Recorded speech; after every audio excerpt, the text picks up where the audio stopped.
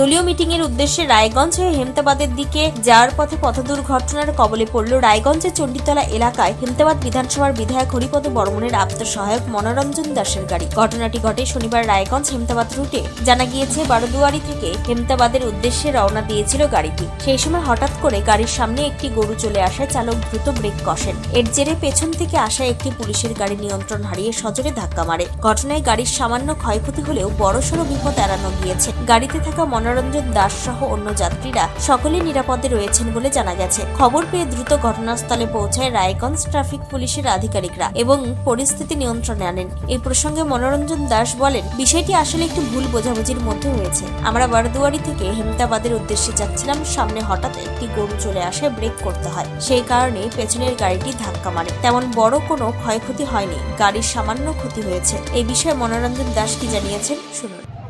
এখানে আমাদের গাড়ির সঙ্গে অ্যাক্সিডেন্ট, এই গাড়িটা পিছন থেকে ধাক্কা মেরে। মানে আপনাদের গাড়িটা বলতে আমাদের আছে বিধায়কের সঙ্গে আমাদের ছিল আর কি, ওই মিটিং আছে।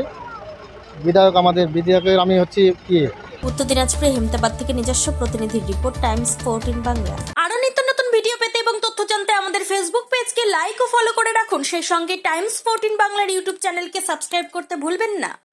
মুখের উজ্জ্বলতা হারিয়ে গেছে, স্পট পড়ে গেছে, ব্রণ ভর্তি, তাই আর দেরি না করে আজই আসুন রায়গঞ্জের চণ্ডীতলায় হেলথ প্লাস মাল্টি স্পেশালিটি ক্লিনিকে এবং এখানে পান অভিজ্ঞ ডাক্তার দ্বারা ফ্রি স্কিন টেস্ট।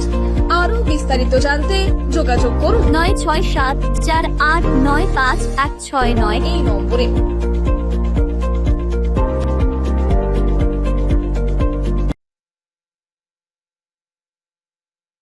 আজ তোমার বিয়ে সাজলো নতুন সাজে।